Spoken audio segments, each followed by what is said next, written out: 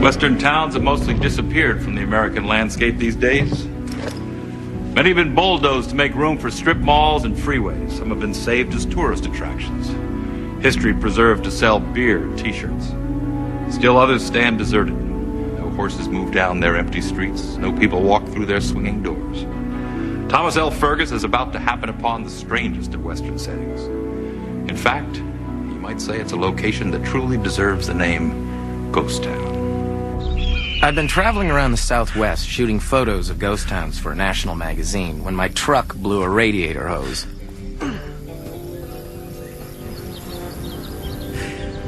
I couldn't have picked a better place. They were having a cold spell. It was somewhere around 115 in the shade. I knew one thing. I had to get out of the heat.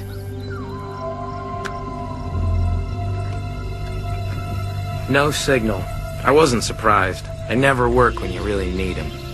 I really needed water now. I was getting dizzy and I wasn't sweating anymore. And everywhere I looked, I saw nothing but sun.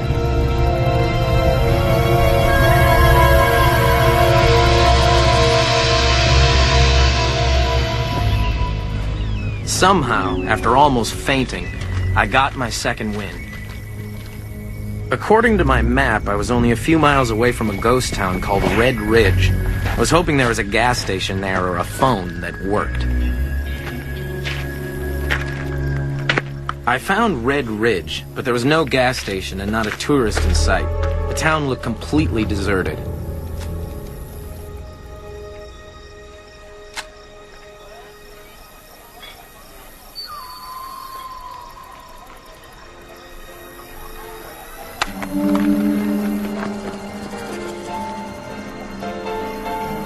I couldn't believe it. I heard people inside, and I thought I could finally get some help.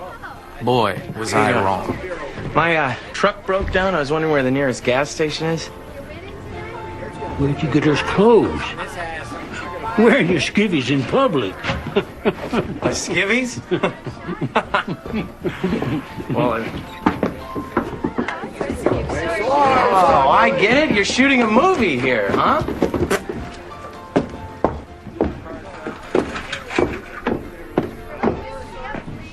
Weird.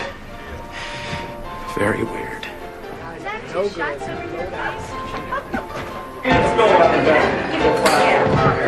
guys. Let's talk.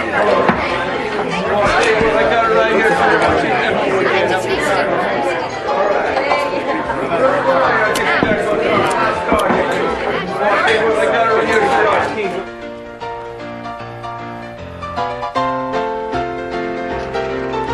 Hi, all. Anyway, we're on 5, 7.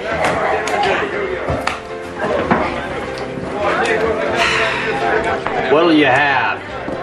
A cold beer. We got beer, but it ain't cold. Fine. I'll drink anything. My truck broke down. I really need to find a gas station. Do you mind if I use your phone? Use my what? Your phone. Your telephone. Why do I have to explain everything here? That'll be 2 bits for the beer.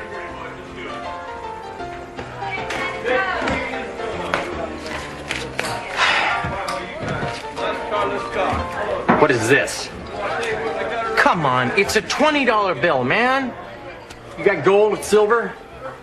No, I don't. Then you don't get no beer. Look, you can keep the change. Just give me something to drink. Please, I've been baking under that sun for the last 2 hours, and nobody's making any sense here. Yeah? Well, the heat can play tricks with your mind, son. It's not the heat.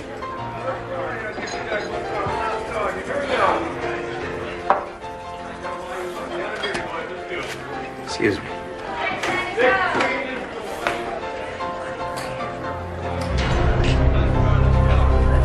This can't be something's wrong here.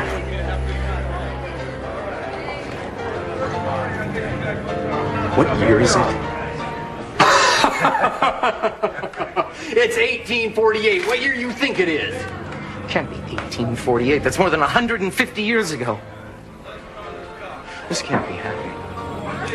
Who are you people? Why are you doing this to me? What's going on here?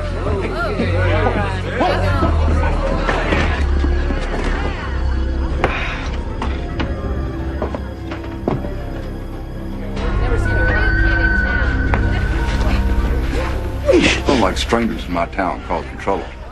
You understand me, boy? I'm not trying to cause any trouble. I just want to get out of here. All right, I'm going to call a friend. I'm going to have him pick me up. He'll never see me again. I promise. Drop your weapon now.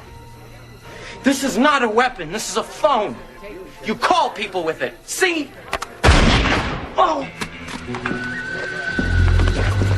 Let's go, boy. Sheriff! Sheriff, let me out of here! Sheriff!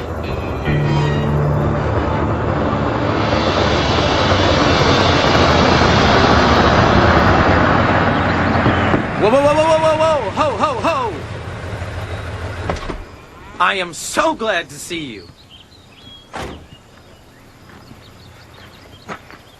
Wait a minute. You're the bartender from that saloon. Bartender? I don't think so. That saloon hasn't been open for over 100 years. But there were people and music. It was 1848, and they didn't know what a $20 bill was. And then the sheriff shot me, and... Hey, take it easy. Have some water. Then he said the same words the bartender said. The heat can play tricks with your mind, son.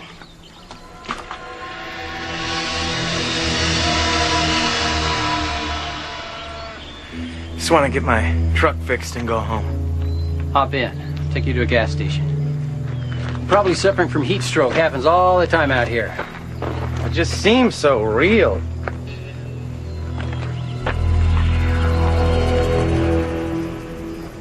What is it? Nothing. Just an old cell phone. As you might have guessed, the photos Thomas took never came out. Was he the victim of heat stroke?